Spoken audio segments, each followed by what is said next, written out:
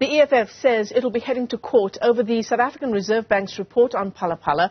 This comes after President Cyril Ramaphosa was cleared of any wrongdoing in relation to the theft of foreign currency from his Limpopo farm back in 2020. The party's president, Julius Malema, says the report is a cover-up.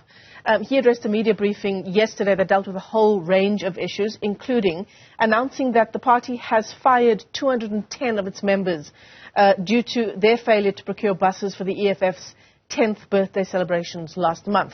So let's unpack this range of issues. We're joined this morning by the EFF's Gauteng leader, Nkululeko Dunga. Great to talk to you. Thanks very much indeed for coming on. Shall we talk about these 210 members that essentially have been fired by the party? Is this the democratic way of dealing with their failure to adhere to a directive to arrange these buses? No, greetings to you and greetings to the viewers of Newzroom. Most definitely, as members of the EFF, the highest accolades of loyalty towards the organization is adhering to its mandate and directive, and when decisions are taken, particularly by the highest decision-making body in the EFF, which is the Central Command team, we are all expected to rally behind those decisions. So, yes, in light of that, it's the correct posture that the organization would take that those who do not fulfill its mandate and the decisions taken, there must be a recourse in terms of ensuring that that disciplinary mechanisms that are put in place so that the EFF can fully function and function well and effectively going forward. So the decision made by the Central Command team is obviously informed by the constitution of the EFF, particularly in section 14.9 and 14.10. Nkululeko, what about the constituencies of these members? The people who voted, in many instances, for these particular people? Yeah.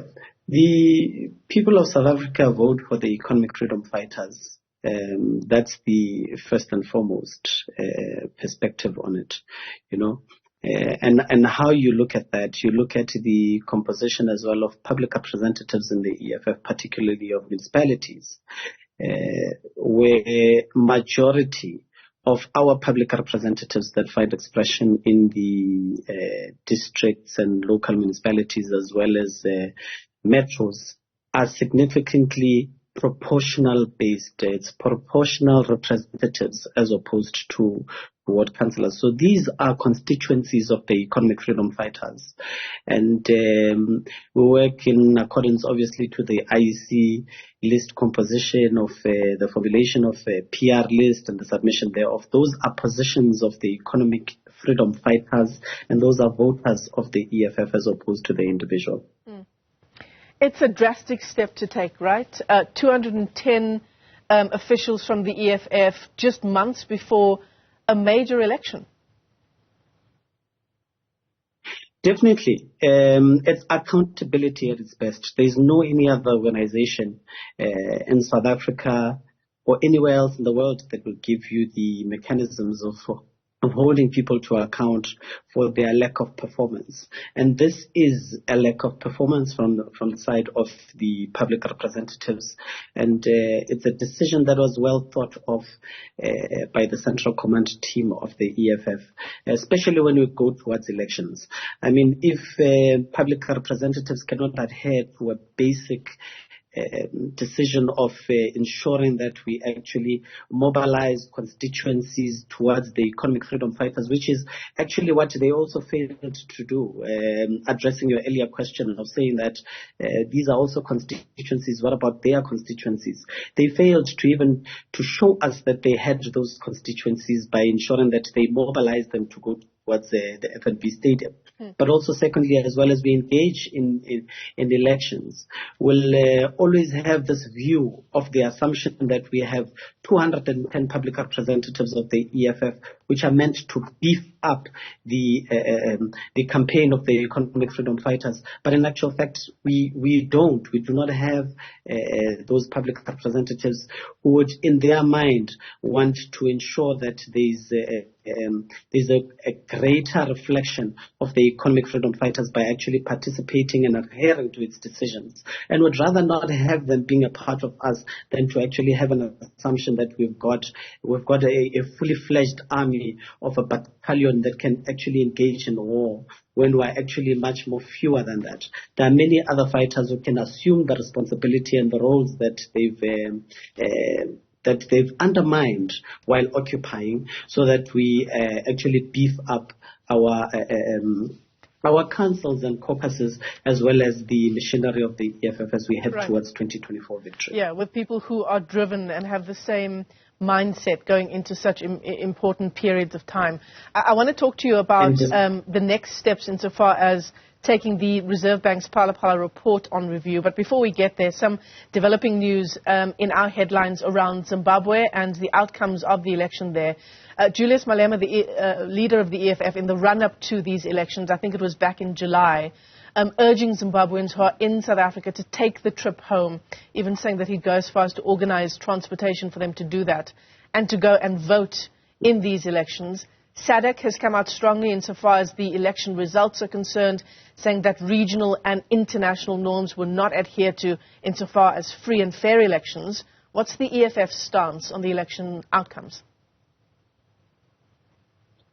Yeah, the President and the CCT will give a line of march in terms of that. They were spoken about it even yesterday, where he had already had given direction in terms of what we should, at this current point, determine as elections that were not thoroughly fair to the people of Zimbabwe.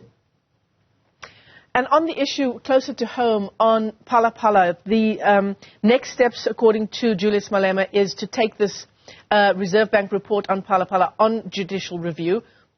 What does that look like? What are the salient points in what the Reserve Bank had to say is what the EFF is taking issue with? Yeah, I mean, you look at the... there is definitely an evidence in terms of the attempt to cover up crimes that are committed in the Phala Phala and the state institutions, are obviously being used in protection of the outgoing president. If you are to thoroughly check the report, was that the South African Reserve Bank in itself, it came after the EFF demanded this particular investigation, and within the current climate, there's always a high possibility that there would have been abuse of the South African Reserve Bank by Ramaphosa. So in the pathetic and absolutely poor attempt to cleanse Ramaphosa of the Phala Phala crimes, the South African Reserve Bank actually unwittingly confirmed our suspicions that there was never a transaction or intention to have a legal transaction in itself. Instead, the intention was just to launder money through Phala Phala, as we have consistently maintained that Ramaphosa uses his farming business as a front for actually money laundering. It's common cause that foreign currencies that entered the shores of Mzansi unlawfully, because the South African Reserve Bank as well, the South African Revenue Services at the airport, where the so-called businessman Mustafa came through, has no records at all of such foreign currencies that have come in, and that on its own is just prima facie evidence of criminal conduct that leads to the current and outgoing president, Cyril Ramaphosa. So it's on those bases that we feel that the South African Reserve Bank is actually duty bound to register the flow of funds and police the movements of currencies within South African borders as their primary mandate, which they failed to actually outline in this particular report. And Kganyago has dismally failed in his attempt to try and protect the president and the outgoing president, and therefore we will be taking it for a review in the court of law. Nkululeko Dunga, let me thank you for your time this morning, the EFF's Gauteng chairperson.